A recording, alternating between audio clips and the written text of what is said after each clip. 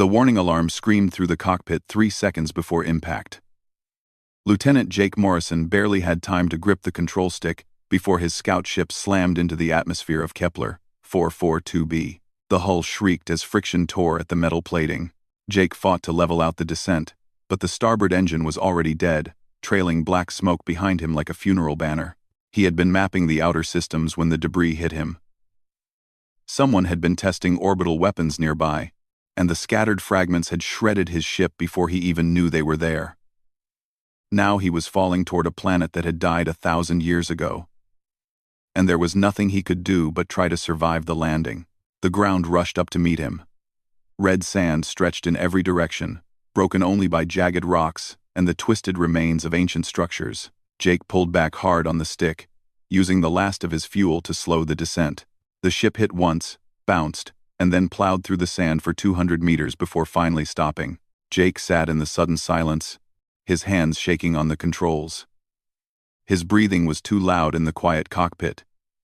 He checked himself for injuries, and found only bruises and a cut on his forehead. The ship, however, was ruined. The engine was dead. The hull was cracked in 3 places, and the communications array had been torn off during the crash. He triggered the emergency beacon and waited. Nothing happened.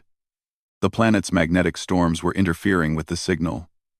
Jake slumped in his seat and stared at the red wasteland outside his cracked viewport. He was alone on a dead world, and nobody knew he was here. The oxygen gauge caught his attention.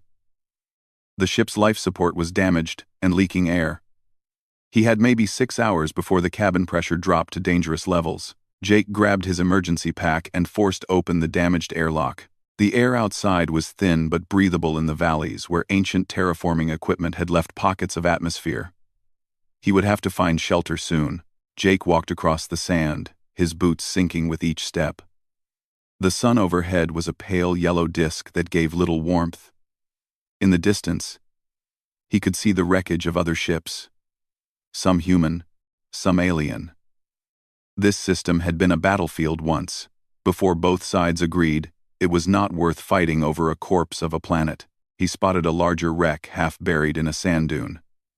The design was unfamiliar. All smooth curves and crystalline panels. Vryn, Jake realized with a chill.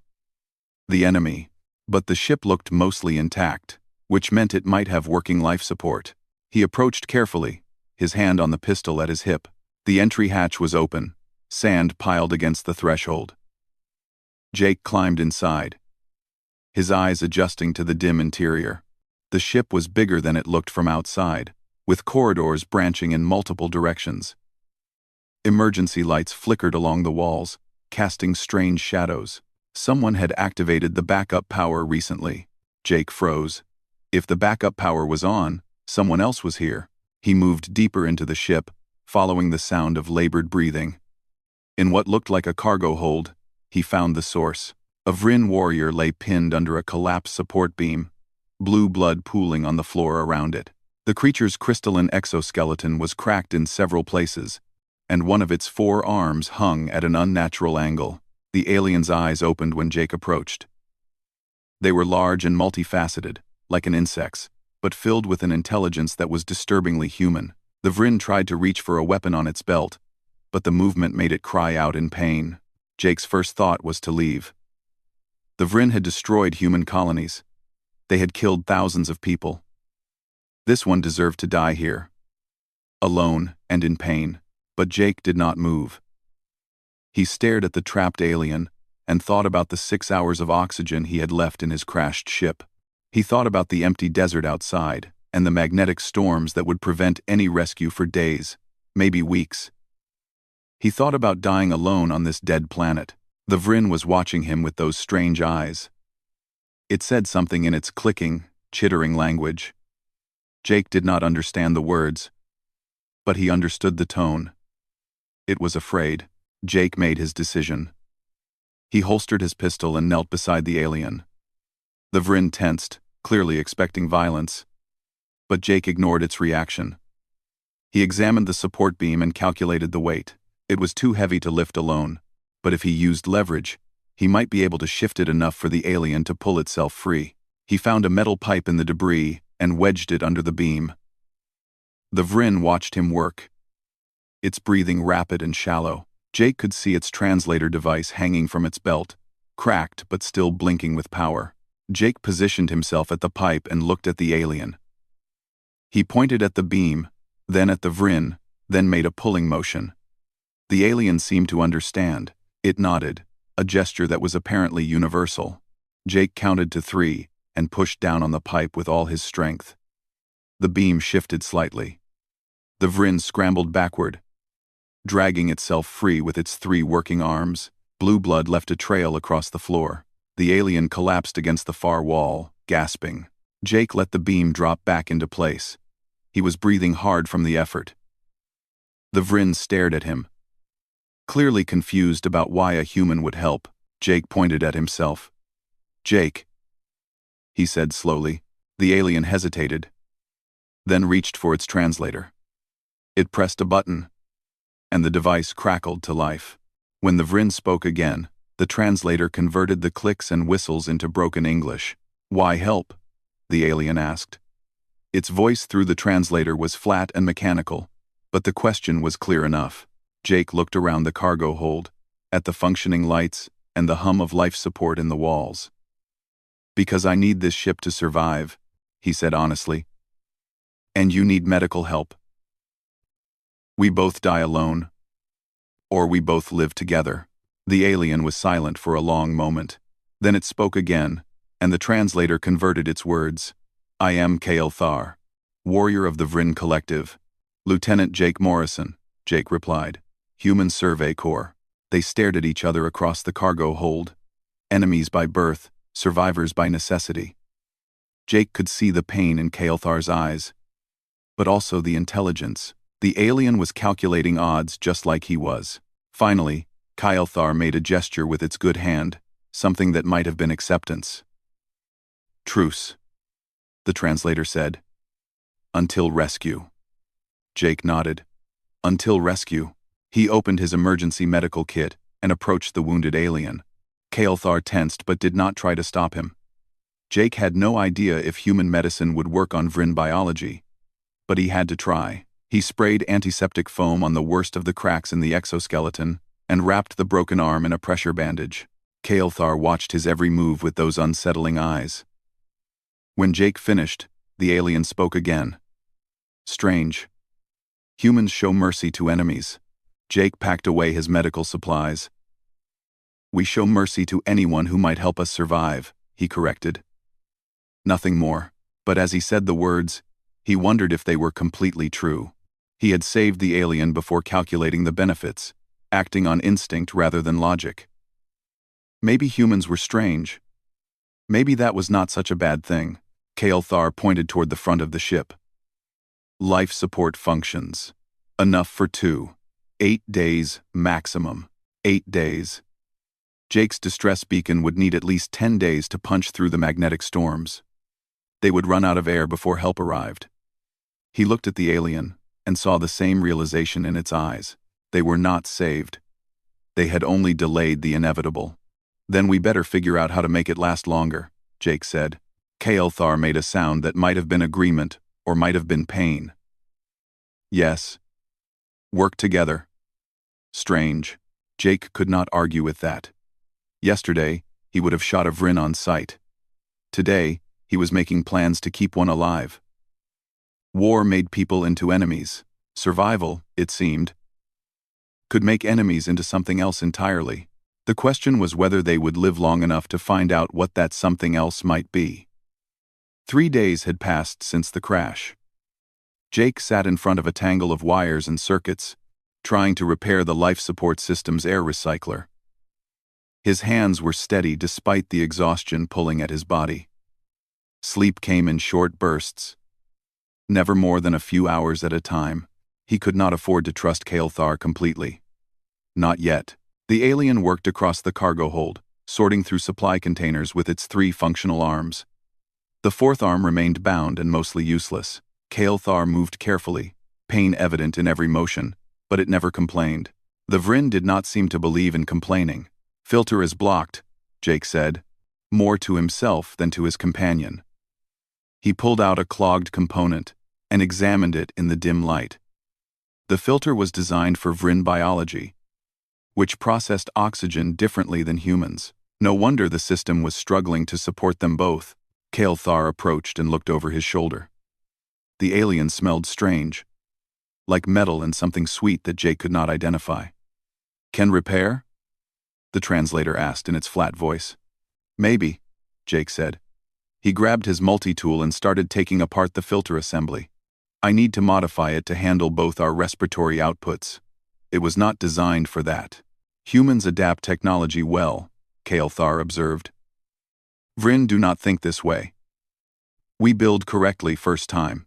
Jake glanced up at the alien. "And if the situation changes?" Kael'thar's translator was silent for a moment. "Then, we build new technology. Takes time, planning, resources. We don't have any of those things," Jake pointed out. He reconnected 2 wires in a different configuration and powered up the system. The filter hummed to life. Louder than before, but functional. "So humans improvise. We make do with what we have." The alien tilted its head, a gesture Jake had learned meant curiosity. "Why?" "Because we come from a hard world," Jake explained. He closed the access panel and checked the readouts. The air quality was improving already. Earth was not easy for our species. We had to adapt or die. We learned to make tools from rocks and sticks. We learned to survive in places that should have killed us. It is just what we do. Kael'thar made a clicking sound that the translator did not convert. Jake had started to recognize when the alien was thinking. After a moment, Kael'thar spoke again. "Vryn homeworld was rich, easy. We evolved in paradise. Perhaps this is why we do not improvise well." It was the most personal thing Kael'thar had shared. Jake saved the life support settings and stood up, stretching his sore back. "Tell me about it." "Your homeworld." The alien moved to a cargo container and sat down carefully. Its exoskeleton still showed the cracks from the accident, but the worst bleeding had stopped. Vryn Prime has 3 moons. Oceans cover most of surface. Temperature is always warm. Food grows everywhere. My clutchmates and I spent youth learning history and science, not survival. "Sounds nice," Jake admitted. He pulled out 2 ration packs from his supplies and tossed one to Kael'thar. The alien caught it with surprising speed. "It was nice," Kael'thar agreed. The alien opened the pack and examined the contents with obvious confusion. "This is food?" Jake could not help but smile. "Human military rations. They taste like cardboard, but they keep you alive." He demonstrated how to activate the heating element, and they ate in silence for a few minutes. Kael'thar eventually spoke again. "I was scientist before war. Studied stellar formation. The collective decided my skills were better used in combat. I did not have choice." "Conscription," Jake said. He understood that. "I joined the military to escape poverty. My family lived in the lower levels of New Detroit. 50 million people crammed into a city built for 20 million. I had a sister, Amy. She is 12 now. My pay supports her education." "You chose military life for family," Kael'thar said. It was a statement, not a question. "This is honorable." Kael'thar 7. Kael'thar 7. "I guess," Jake shrugged. "I just wanted Amy to have better chances than I did. Wanted her to see real sky, not just the city lights." They finished eating. Jake collected the empty packages and stored them in the recycling unit. Every resource mattered when survival was measured in days. He checked the chronometer on his wrist. "We are burning through oxygen faster than the recycler can replace it. At this rate, we have maybe 5 more days." "Sensors detected water ice beneath surface," Kael'thar said. 70 meters down. If we can reach it, we can produce more oxygen." Jake walked to the sensor display and studied the readings. The alien was right. There was a massive deposit of frozen water directly under the ship. It must have been left over from when the planet had oceans, trapped underground when the atmosphere was stripped away. We would need to drill through solid rock. Do we have equipment for that? Kael'thar made a negative gesture. Mining equipment was in cargo section that was destroyed in crash. We have nothing suitable. Jake stared at the sensor display, his mind working through possibilities. The ship had maneuvering thrusters. Those used compressed gas for propulsion. The cargo hold had loading equipment with hydraulic systems. There were power cells in the emergency lockers. He could see the pieces, just needed to put them together correctly. I have an idea, Jake said slowly. It is going to sound crazy. We are trapped on dead planet, Kael'thar replied. Crazy is relative term.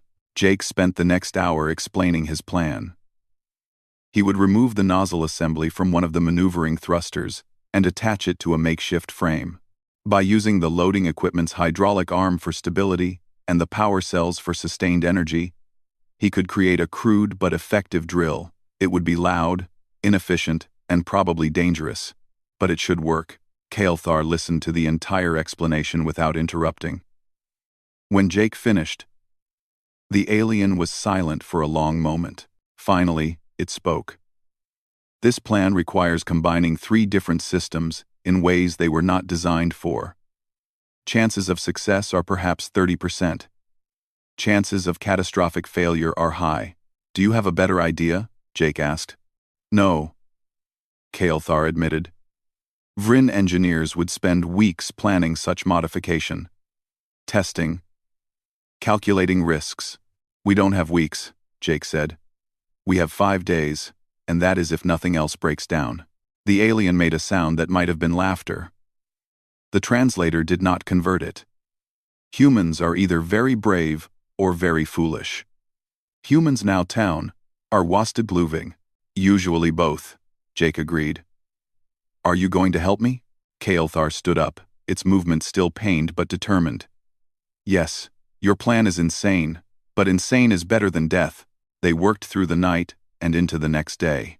Jake removed the thruster assembly, while Kael'thar gathered the necessary power cells and control circuits. The alien's 3 working arms were actually an advantage in the tight spaces of the ship's mechanical systems.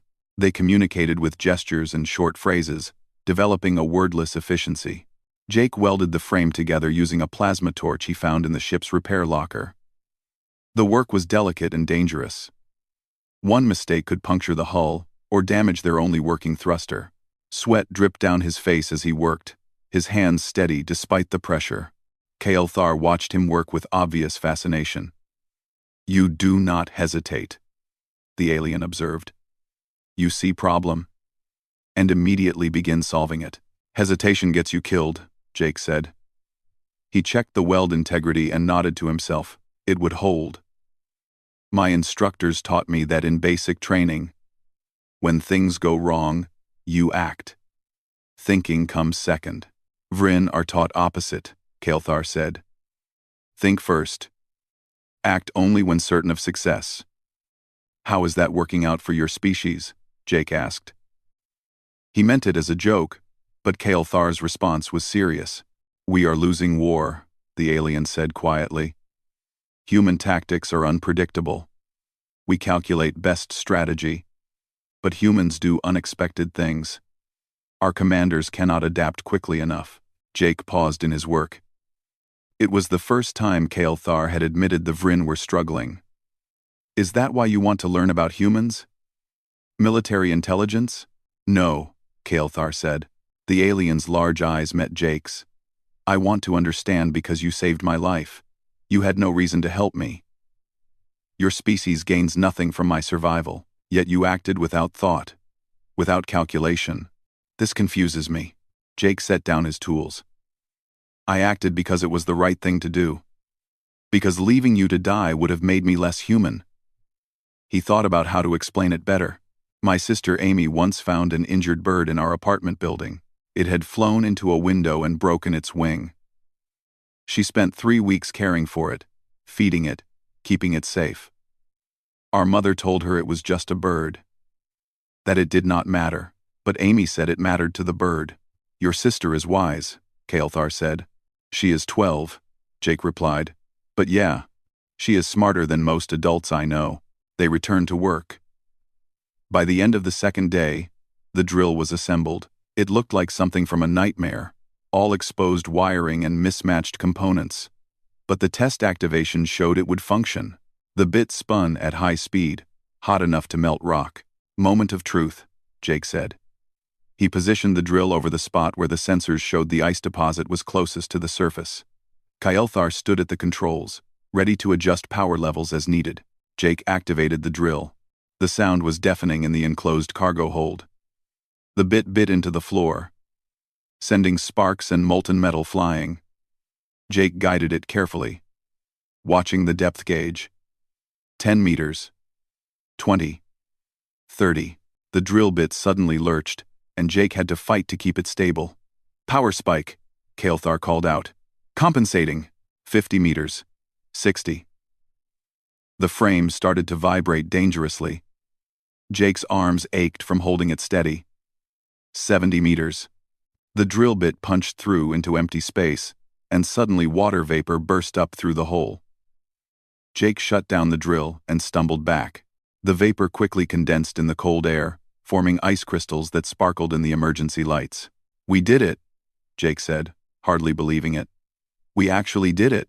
Kael'thar approached the hole and examined it. Yes. Water ice confirmed. We can extract oxygen from this. Survival time extended significantly. They looked at each other across the cargo hold. Jake started laughing, exhaustion and relief mixing together. After a moment, Kael'thar made that untranslatable sound again, and Jake realized the alien was laughing too. Insane plan worked, Kael'thar said. Insane plans usually do, Jake replied. For humans, anyway. They spent the rest of the day setting up equipment to extract and process the water ice. It was hard work. But for the first time since the crash, Jake felt something other than fear. He felt hope. As they worked, Jake realized something else. He had stopped thinking of Kael'thar as the enemy. Somewhere between the emergency repairs and the insane drilling project, the alien had become his partner, his friend, even. It was a strange feeling. A dangerous feeling, maybe. But Jake could not deny it was real. The alarm woke Jake from a dreamless sleep. He jerked upright from his makeshift bed in the corner of the cargo hold, his hand reaching for his pistol before his mind fully processed what was happening. The ship's emergency lights flashed red, and a warning klaxon echoed through the corridors. Kael'thar was already at the sensor console, its 3 working arms moving rapidly across the controls. Electromagnetic storm approaching, the translator said urgently. Much larger than predicted. Will reach us in 4 hours. Jake rushed to the console and stared at the readings. The storm front stretched across half the visible horizon, a wall of crackling energy that would fry every electronic system in the ship. Their shields might hold against a normal storm, but this was not normal. This was the kind of storm that had stripped the planet's atmosphere away 1,000 years ago. Can we outrun it? Jake asked, already knowing the answer. We have no functional engines, Kael'thar reminded him. We cannot move the ship. Jake pulled up the shield status. The generators were running at 60% capacity, damaged from the crash. Against a storm this size, they would last maybe an hour before failing completely.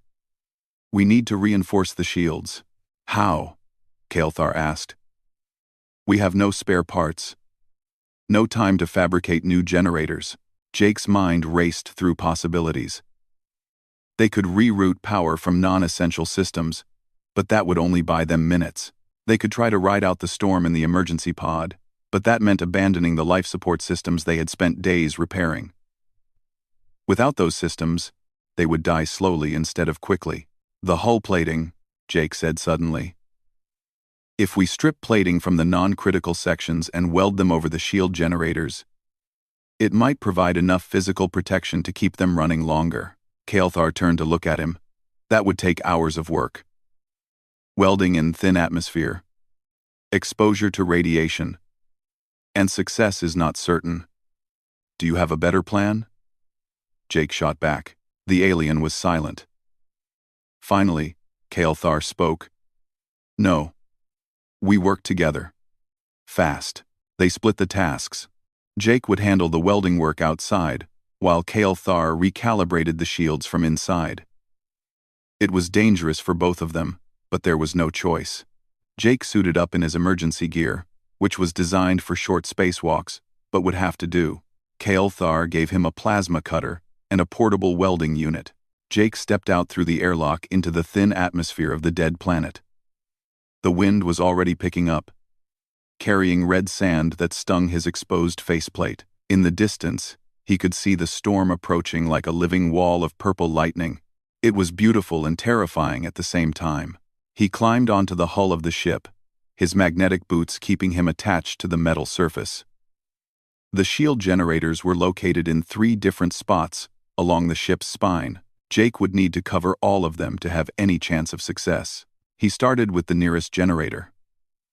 Using the plasma cutter, he carefully removed hull plating from the ship's lower sections, where damage had already compromised the structure. Each piece was heavy and awkward to maneuver in the thin atmosphere. His muscles burned from the effort, and sweat poured down his face inside the helmet. Jake positioned the first plate over the generator housing and began welding it in place. The plasma torch threw bright sparks that danced in the wind. His hands shook from fatigue, but he forced them steady. One mistake here could rupture the generator or damage the hull beyond repair. Inside the ship, Kael'thar worked on rerouting power conduits. The alien's injured arm made the work slower. But Kael'thar did not stop.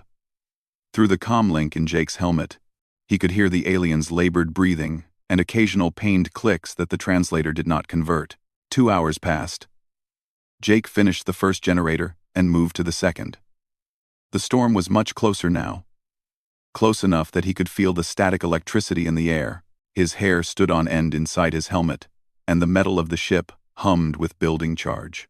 "Storm will reach us in 90 minutes, Kael'thar reported over the comm. "Are you progressing adequately?" "Working as fast as I can," Jake grunted. He hauled another plate into position and started welding. His arms felt like lead, and his fingers were cramping inside his gloves. The thin atmosphere made every breath feel insufficient, like he was drowning in slow motion. Halfway through the second generator, his welding unit sputtered and died. Jake cursed and checked the power cell. It was drained completely. He had pushed it too hard. And now, it was useless. He only had one spare cell, which meant he would have to choose between finishing this generator or starting the third one. "Problem," he said over the comm. "Welder is dead. Only have one spare power cell." Kael'thar was quiet for a moment. "Then you must choose which generators to protect. 2 out of 3 may be sufficient." Jake looked at the 3 generator locations. The third one was the primary unit, the one that controlled the main shield array. Without it, the other 2 were almost useless. But if he skipped the second generator to work on the third, this section of the hull would be exposed. He made his decision. "I am going to the third generator. It is the most important." "Understood," Kael'thar said. "Jake?" "Yeah? Be careful." Something in the alien's tone made Jake pause. It was concern, genuine and unfiltered. "You too," he said. Jake climbed across the hull toward the third generator. The wind was stronger now, tugging at his suit and trying to knock him loose. Lightning flashed in the approaching storm wall, purple and blue bolts that split the sky. The static charge was so strong that sparks jumped between his tools and the metal hull. He reached the third generator and immediately started removing hull plating. Time was running out. The storm would hit in less than an hour, and he still had to weld 3 plates in place. His movements became faster, less careful. He could not afford precision anymore. He just needed it done. The first plate went up quickly. The second took longer because his hands were shaking so badly from exhaustion. By the time he started on the third plate, the edge of the storm was overhead. Lightning struck the ground 100 meters away, throwing up a shower of melted sand that rained down as glass beads. Jake welded as fast as he dared. The plasma torch wavered in his grip. Just a little more. Just a few more welds. A massive bolt of lightning struck the ship's communications array. The blast knocked Jake sideways, his magnetic boots barely keeping him attached. Alarms screamed in his helmet as his suit systems registered damage. The hull beneath him was glowing red-hot from the strike. "Jake, respond." Kael'thar's voice crackled over the comm. "Are you injured?" "I'm fine," Jake gasped. His ears were ringing, and his vision was spotted with afterimages. Almost done. He finished the last weld and stumbled toward the airlock. The storm was fully upon them now. Lightning struck constantly, turning the red desert into a strobing nightmare of light and shadow. The wind was strong enough to tear his grip away if he let go for even a second. Jake reached the airlock and practically fell through it. The door sealed behind him, cutting off the howling wind. He collapsed on the floor of the airlock chamber, gasping for breath as the atmosphere equalized. Kael'thar was there when the inner door opened. The alien helped him to his feet, supporting him with its good arms. "You completed the work?" "Yeah," Jake managed. "All 3 generators are covered." "Did you finish the shield modifications?" "Yes. All power has been rerouted to the shields. If your reinforcements hold, we may survive." They made their way to the cargo hold. Jake stripped off his damaged suit and fell onto his sleeping mat. Every muscle in his body ached, and his hands were blistered from the heat of the welding torch. But he had done it. They had a chance now. The storm hit like a physical blow. The ship shook as electromagnetic pulses hammered against the shields. Lightning struck the hull repeatedly, each impact making the metal scream. Jake and Kael'thar huddled in the cargo hold, listening to the destruction outside. An hour passed. Then 2. The shields held. Barely. Jake watched the power levels drop steadily, but the generators kept running behind their makeshift armor. His gamble was paying off. Then, in the 3rd hour, something exploded near the front of the ship. The deck lurched violently, throwing Jake against the wall. Alarms screamed, and the lights flickered. "Hull breach in forward section," Kael'thar reported, frantically checking the sensors. "Shield generator 2 is failing. We are losing atmosphere." Jake struggled to his feet. "Can you seal the forward section from here? Emergency bulkheads are not responding. Manual override required." That meant someone had to go forward and close the doors by hand. In the middle of the storm, through corridors that were losing pressure. It was suicide. Jake did not hesitate. He grabbed his damaged suit and started putting it back on. "I'll do it."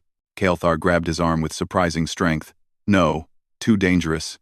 You will die. If we don't seal that breach, we both die," Jake said. He pulled free and sealed his helmet. "Keep the shields running as long as you can." He ran toward the forward section before Kael'thar could stop him. The corridor was already freezing, ice forming on the walls as the atmosphere vented into space. Jake's suit was damaged and leaking air slowly, but it would have to be enough. The bulkhead controls were 3 sections forward. Jake hauled himself along the wall, fighting against the rush of escaping air. His suit alarms were screaming about pressure loss. He ignored them. He reached the first bulkhead and found the manual override. It was a simple mechanical lever, designed to work even without power. Jake grabbed it and pulled. Nothing happened. It was frozen solid from the rapid temperature drop. Jake pulled out his plasma cutter, now running on its last power cell. He played the flame over the frozen mechanism until the ice melted. Then he grabbed the lever again and pulled with all his strength. The bulkhead groaned and began to close. Too slow. Jake wedged himself against it and pushed, adding his body weight to the mechanism. The metal doors ground together inch by inch until finally they sealed with a hiss. The pressure stabilized immediately. Jake slumped against the sealed door, his suit alarms still screaming. He was cold, colder than he had ever been. His fingers and toes were numb. But the breach was sealed. "Jake," Kael'thar's voice came over the comm, thick with static. "You succeeded, but your suit telemetry shows critical damage. Can you return to cargo hold?" Jake tried to stand. His legs would not support him. The cold had seeped too deep, and his suit's heating system was failing. "Might need some help with that," he admitted. Wait there. I am coming. Kael'thar. Your injuries. Wait there, the alien repeated firmly. Jake waited. He could not do much else. The corridor was dark except for emergency lights, and the cold was making it hard to think. He could hear the storm still raging outside, but it seemed distant now, like something from a dream. Kael'thar appeared in the corridor, moving faster than Jake would have thought possible for an injured alien. It grabbed Jake with its 3 working arms and lifted him almost effortlessly. Hold on, the translator said. They made their way back to the cargo hold together. Kael'thar set Jake down near the heating unit and began removing his damaged suit. The alien's hands were surprisingly gentle as they worked. You saved the ship, Kael'thar said. You risked death for both of us. Jake's teeth were chattering too hard to speak properly. That's what partners do. Kael'thar wrapped him in thermal blankets and brought him hot water from their reserves. They sat together in the cargo hold while the storm raged outside, the shield generators holding steady behind their makeshift armor. In Vryn culture, Kael'thar said quietly, saving a life creates a bond, a debt that cannot be repaid. I saved you once by letting you use this ship. You have saved me 3 times now. This creates imbalance. I'm not keeping score, Jake said. His shivering was finally starting to ease. We're just trying to survive. No, Kael'thar said. The alien's large eyes met his. It is more than survival now. You are kin to me. This is deeper than friendship. This is family. Jake did not know what to say to that. He had not expected to find family on a dead planet, especially not an alien family. But looking at Kael'thar, seeing the genuine emotion in those strange eyes, he could not deny what they had become to each other.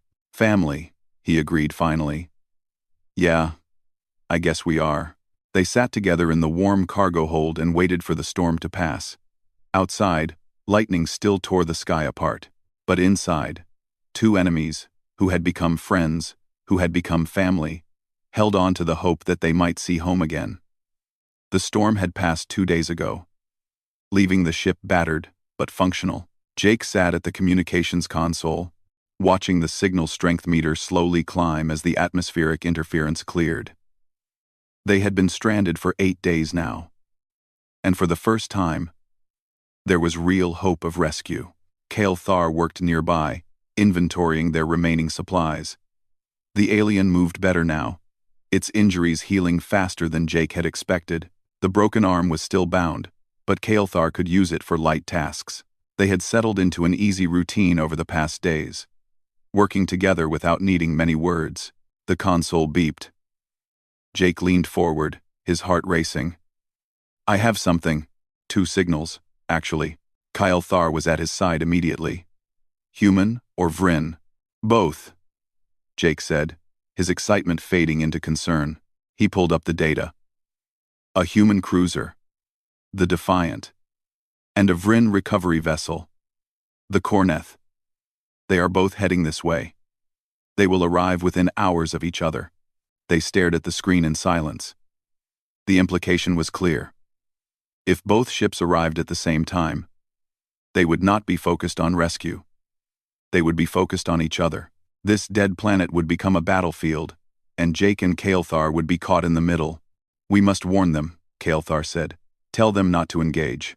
They won't listen, Jake said bitterly. We are at war. If they see each other, they will fight. It is what soldiers do. Then we make them listen, Kael'thar insisted. We show them what we have learned. That enemies can cooperate. That survival is more important than conflict. Jake wanted to believe that. He wanted to think that their experience mattered, that it could change something. But he knew how the military worked. Orders were orders. The captains of those ships had their missions, and personal stories would not override command directives. Still, they had to try. There is something else, Jake said. He pulled up the sensor data they had gathered while mapping the wreckage around them. Remember those weapons we found? The ancient ones that destroyed this planet? Kael'thar nodded. Yes. Technology far beyond either our species. I have been analyzing the energy signatures, Jake explained. He brought up a holographic display showing the weapon placements. These were not designed to fight ships. They were designed to kill planets. And there are more of them scattered across this system. Whoever built them had the power to sterilize entire worlds. The alien was quiet, studying the data. This changes everything. If a third species exists with such power, then humans and Vryn fighting each other is stupid, Jake finished. We are too busy killing each other to notice a bigger threat. They looked at each other, and Jake saw his own thoughts reflected in Kael'thar's eyes. This was their chance. Not just to save themselves, but to maybe stop the war, or at least make people question it. We send a joint message, Jake said. We tell them about our cooperation and the weapons. We make them understand that this is bigger than our conflict. They will call us traitors, Kael'thar warned. Probably, Jake agreed. But we have to try. They spent the next hour preparing the message. Jake recorded his part first, explaining how he had crashed and found Kael'thar. He described their cooperation, the repairs they made together, the storm they survived. He tried to make it clear that neither of them had compromised their loyalty, only recognized a mutual need to survive. Then Kael'thar recorded its portion. The alien spoke about human ingenuity and adaptability, about Jake's willingness to help an enemy. Kael'thar explained the life debt in Vryn culture and how that bond now existed between them. The alien's words were formal but sincere. Finally, they recorded a joint section showing the ancient weapons data. Jake explained the technical specifications, while Kael'thar provided historical context about similar technologies mentioned in Vryn archives. Together, they made a compelling case that a third species might pose a greater threat than their war with each other. Jake prepared to send the message. His finger hovered over the transmit button. This was the moment. Once this message went out, there was no taking it back. He would be on record helping an enemy. His career was over. He might face a court-martial. He thought about Amy, his sister back on Earth. She depended on his income.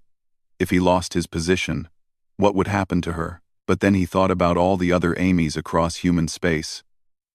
All the families torn apart by this war. If this message could save even one life, was not it worth the cost? We do this together, Kael'thar said, as if sensing his hesitation. The alien placed its hand over Jake's on the control panel. Whatever happens, we face it together. Jake nodded. They pressed the button together. The message transmitted on all frequencies, broadcasting to both approaching ships and any other vessels in range. There was no way to know if anyone would listen. But at least they had tried. They waited. The minutes stretched into an hour. Then 2. Jake paced the cargo hold while Kael'thar monitored the communications array. The silence was worse than any response. Finally, the console chirped. A message was coming through. Jake rushed to read it. It is from the Defiant, he said. Captain's name is Lisa Grant. She says. He paused, reading the message again to make sure he understood it correctly. She says she received our transmission. She is requesting more details about the ancient weapons before she decides on a course of action. Kael'thar checked its own console. The Corneth has also responded. Commander Theknor acknowledges our message. It demands proof of claims before agreeing to any ceasefire. It was not much, but it was something. They had their attention. Now, they just had to keep it. Jake and Kael'thar spent the next hours compiling every piece of data they had gathered. Energy readings, structural analyses, material compositions. They sent it all to both ships, holding nothing back. If this was going to work, they needed complete transparency. More messages came through. Captain Grant asked about the cooperation between Jake and Kael'thar. Commander Theknor questioned the validity of a life debt between species. Both seemed skeptical, but willing to continue the dialogue. They are buying time, Kael'thar observed, waiting to see who arrives first. Maybe, Jake admitted, or maybe they are actually thinking about what we said. People are not robots. Sometimes they surprise you. The alien made a sound that might have been amusement. You have faith in people. This is very human trait. You sound like you think that is a bad thing. No, Kael'thar said. It is what makes humans dangerous and valuable. You believe things can change, so you make them change. Jake thought about that. He had never considered faith to be particularly human before. But maybe Kael'thar was right. Humans did have a tendency to push against impossible odds. They refused to accept that things had to stay the way they were. Was that faith? Or just stubbornness? Maybe it was both. The Defiant arrived first, dropping out of faster-than-light travel at the edge of the system. Jake watched the sensors track its approach. It was a military cruiser, armed and ready for combat, but it was not charging in at full speed. It was approaching carefully, cautiously. 6 hours later, the Kornith appeared. The Vryn vessel was larger, more heavily armored. It took up a position on the opposite side of the planet, maintaining distance from the human ship. For a tense hour, nothing happened. The two ships watched each other across the dead planet. Weapons powered, but not targeting. Jake and Kael'thar monitored the situation from their crashed Vryn ship, knowing they were the only thing preventing the shooting from starting. Then Captain Grant sent another message. Lieutenant Morrison, this is Captain Lisa Grant of the Defiant. I have reviewed your data about the ancient weapons. My science officer confirms these readings are authentic and represent technology far beyond our current capabilities. I am willing to arrange a joint investigation with the Vryn, provided they agree to the same terms. Stand by. Jake let out a breath he had not realized he was holding. She is actually considering it. Tromlound. Moments later, Kael'thar received a message in the Vryn language. The translator converted it for Jake. Commander Theknor states that the collective has interest in ancient technology. It agrees to temporary ceasefire for purpose of investigation. Both survivors are to be retrieved immediately. They had done it. The shooting was not going to start. Jake grabbed Kael'thar in an awkward hug, forgetting for a moment that the alien's injuries were still healing. Kael'thar made a pained sound but did not pull away. We did it, Jake said. We actually did it. Perhaps, Kael'thar cautioned. Ceasefire is not peace. Investigation is not alliance. But it is start. That is all we need, Jake said. A start. The rescue operations began an hour later. A shuttle from the Defiant approached from one direction while a Vryn transport came from the other. The two craft circled the crashed ship warily, neither wanting to give the other an advantage. Jake and Kael'thar gathered their meager belongings. There was not much to take. The emergency supplies, the medical kit, a few pieces of equipment they had modified together. Jake found himself wanting to take something more, some physical reminder of what they had survived together. Here, Kael'thar said. The alien handed him a piece of crystalline exoskeleton that had broken off during the crash. Part of me. So you remember. Jake accepted it carefully. The crystal was warm to the touch and sparkled in the emergency lights. He pulled off one of his uniform patches, the one showing his Survey Corps insignia. Part of me. So you remember too. They stood together in the cargo hold one last time.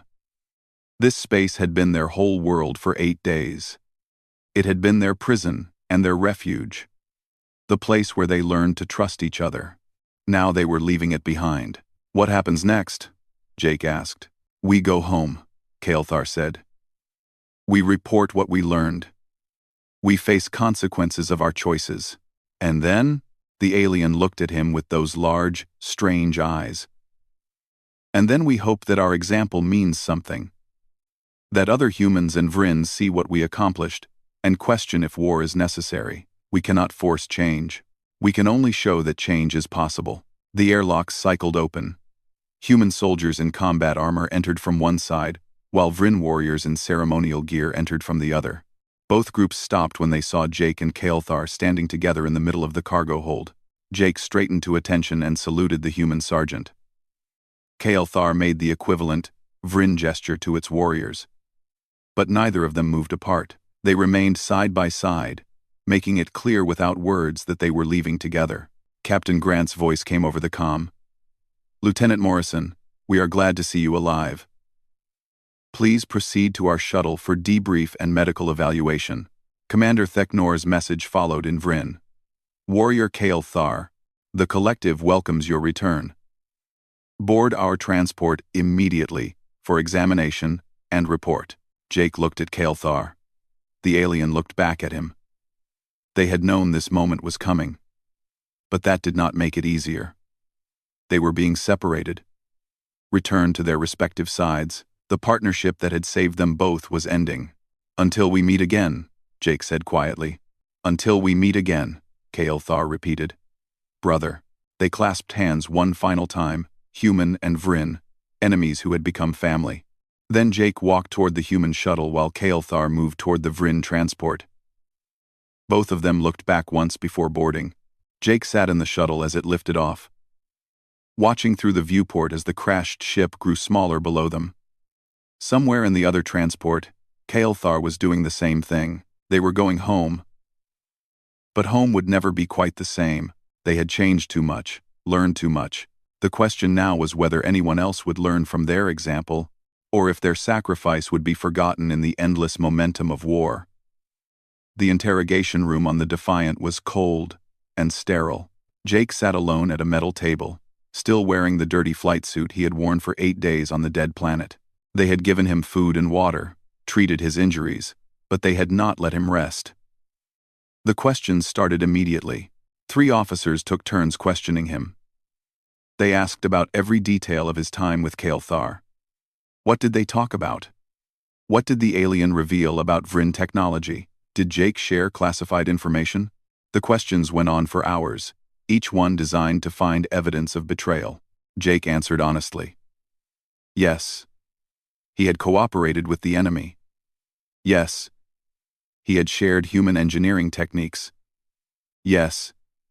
He had formed a bond with the alien. He explained the circumstances, the survival necessity, but he could see the doubt in their eyes.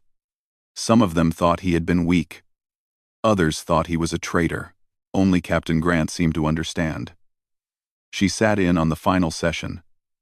After the intelligence officers had exhausted their questions, she dismissed the others and sat across from Jake, studying him with sharp brown eyes. You saved that alien's life, she said. It was not a question. Yes, ma'am. And it saved yours. Multiple times, ma'am. Grant leaned back in her chair. I have read your report. I have reviewed the data you collected. The ancient weapons, the cooperation, all of it. My science officer confirms that the technology you documented is real and represents a significant threat if weaponized by another species. Does that mean you believe me? Jake asked. I believe that you survived an impossible situation through ingenuity and cooperation, Grant said carefully. I believe that your actions, while unconventional, may have revealed information more valuable than anything we could have gained through normal intelligence channels. However, that does not mean everyone will see it that way. Jake had expected this. What happens to me now? That depends, Grant said. There are some in command who want you court-martialed for fraternizing with the enemy. Others want to sweep this whole incident under the rug and pretend it never happened. But there is a third option. She pulled out a datapad and slid it across the table. Jake picked it up and read the contents. It was a transfer order, reassigning him from survey operations to a new division called Xenological Studies. The mission was to investigate potential alien threats and establish protocols for first contact situations. We are living in a galaxy more complex than we realized, Grant explained. If there are ancient civilizations with planet-killing weapons, we need to know about them. If there are ways to communicate with hostile species, we need to learn them. You have first-hand experience with both. That makes you valuable. Is this a promotion or a punishment? Jake asked. Grant smiled slightly. That depends on your perspective. You will not be flying combat missions anymore. You will be doing research, analysis, diplomatic groundwork. It is less exciting than survey work, but potentially more important. Jake thought about it. He would never fly reconnaissance missions again, never feel the rush of exploring unknown systems. But he would also never have to shoot at another sapient being just because command said to. He would be building bridges instead of walls. I accept, he said. Grant nodded. Good. You ship out in 3 days. There is someone who wants to speak with you first. She left the room. Jake waited, confused about who would want to meet with him. A few minutes later, the door opened again, and his confusion turned to shock. Kael'thar stood in the doorway, flanked by 2 human guards. The alien looked better than when they had parted. Its injuries had been treated properly, and the cracked exoskeleton had been repaired with some kind of bonding agent that made it look almost whole. But the broken arm was still bound, and Kael'thar moved carefully as it entered the room. You have 5 minutes, one of the guards said. Then they stepped outside, leaving Jake and Kael'thar alone. They stared at each other across the interrogation room. Jake stood up slowly, hardly believing what he was seeing. They let you on a human ship? It required much negotiation, Kael'thar said. The alien's translator was a new model, provided by the Vryn military. Its voice came through clearer now, with less static.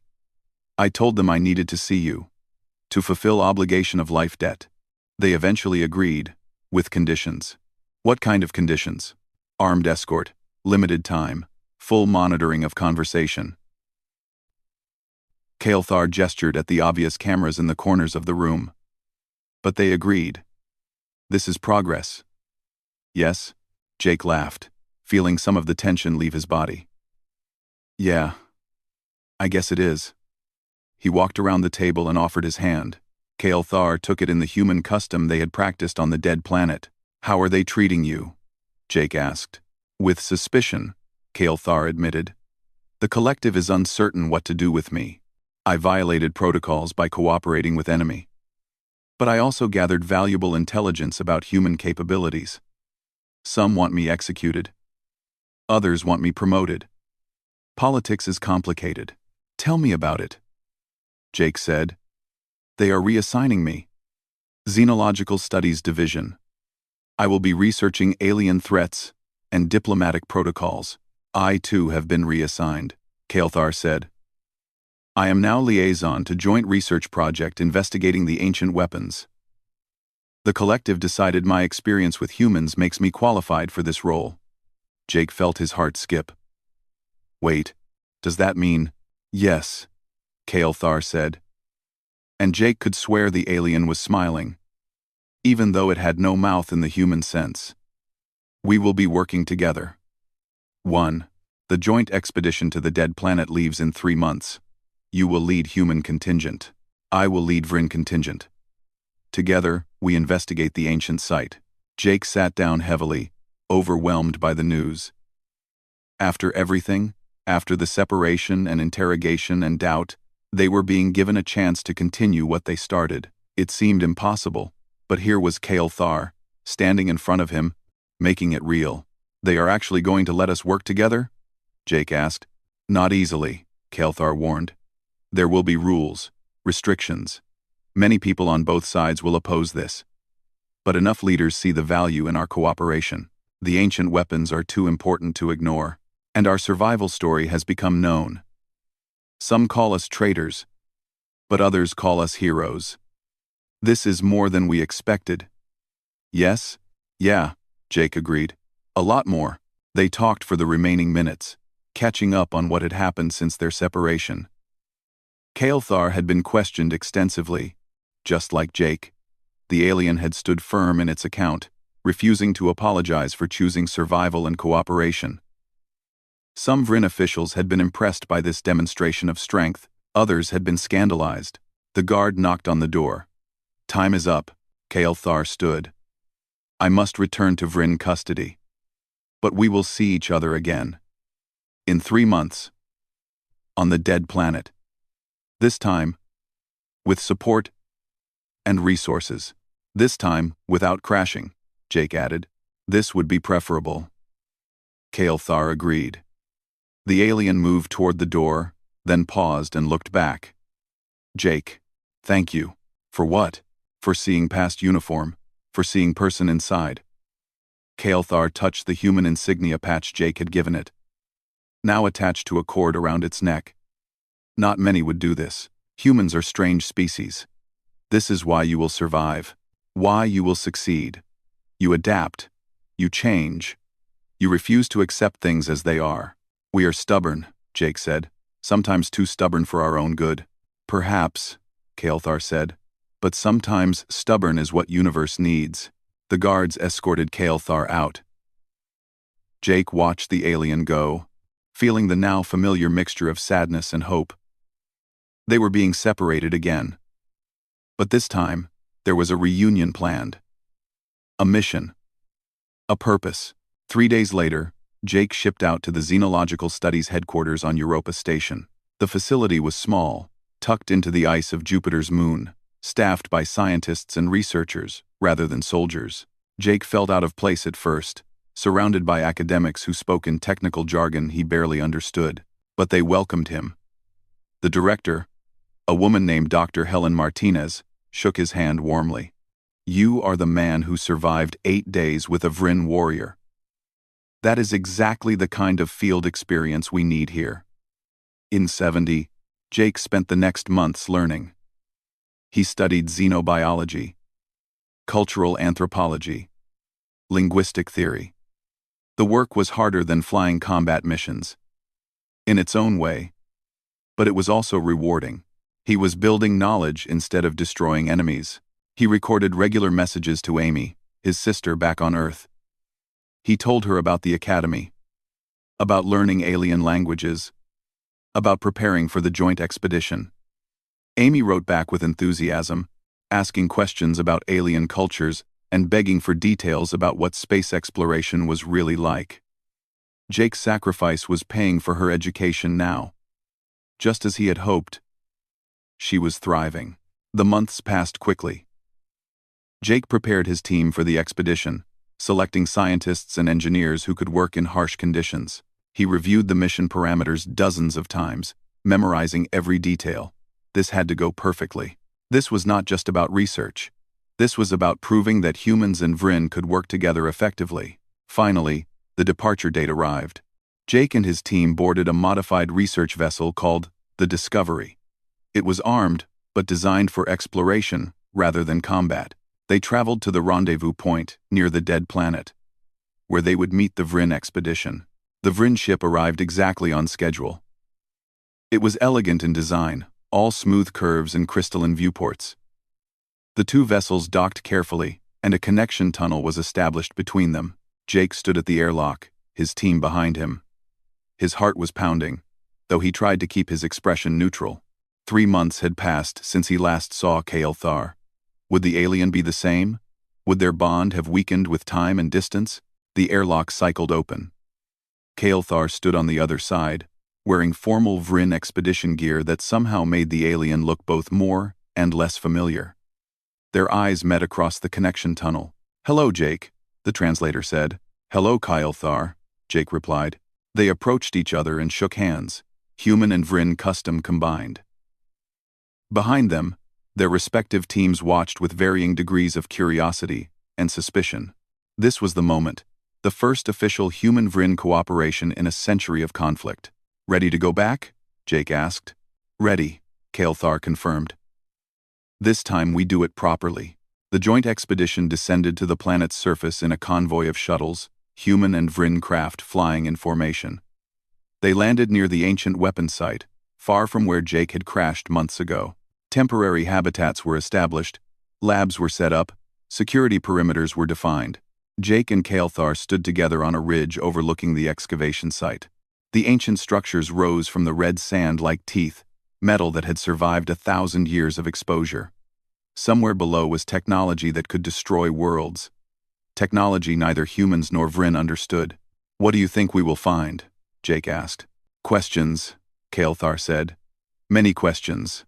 Perhaps few answers. But we will find them together." Jake looked at the mixed teams working below.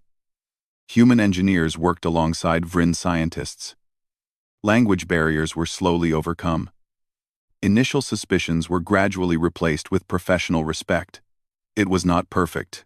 There were still tensions, still moments of distrust. But it was happening. You know what the really crazy part is? Jake said. A few months ago, if you had told me I would be working with a Vryn as my partner, I would have thought you were insane. And if you had told me a human would become my kin, I would have reported you for psychological evaluation. Kael'thar agreed. Yet, here we are. Here we are, Jake echoed. He thought about the journey that had brought them to this moment. The crash, the survival struggle, the storm, the rescue. Every choice they made, every risk they took, had led to this. Two species at war were now cooperating. At least in this small way. It was not peace. It was not even a ceasefire beyond this mission. But it was a start. That night, Jake recorded a message to Amy. He told her about the expedition, about working with Kael'thar again, about the strange ancient civilization they were uncovering, but mostly he told her about what he had learned on the dead planet. I used to think strength was about being tough, about never backing down, he said to the camera. But I learned something different out there. Real strength is knowing when to reach out instead of push away. It is seeing the person behind the uniform, the individual inside the enemy. Humans are good at that. We adapt.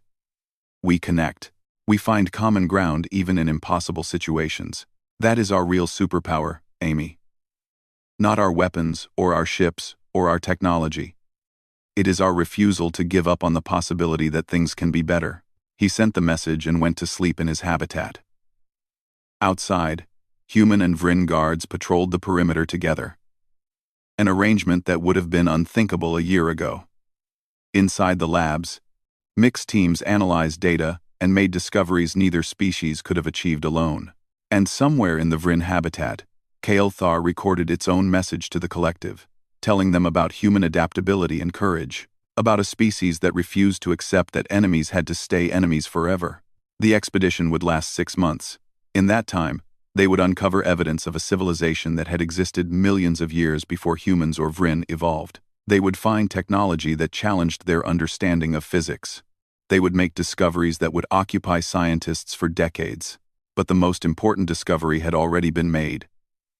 It happened on a dead planet. In a crashed ship.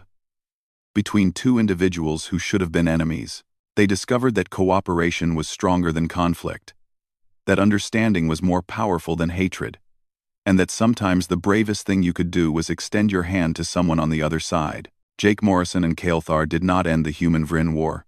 They did not create instant peace or solve centuries of mistrust, but they planted a seed. They showed that change was possible, that individuals could make different choices than their governments demanded. Some people would ignore their example. Others would be inspired by it. The war would continue for years, grinding on with its usual terrible momentum. But there would be more joint research projects, more diplomatic channels, more soldiers on both sides who questioned whether the enemy was really so different after all. And when historians looked back centuries later, when they studied how the human-Vryn conflict finally ended, they would point to many factors: political changes, economic pressures, external threats. But some would also mention a crashed ship on a dead planet, and 2 survivors who chose cooperation over death. They would mention Jake Morrison and Kael'thar. Enemies who became friends, who became family, whose unexpected alliance changed everything. Not all at once. Not easily. But slowly, steadily, inevitably. Because that was what humans did. They adapted. They persisted. They changed the universe, one stubborn act of hope at a time. And sometimes, just sometimes, the universe changed back.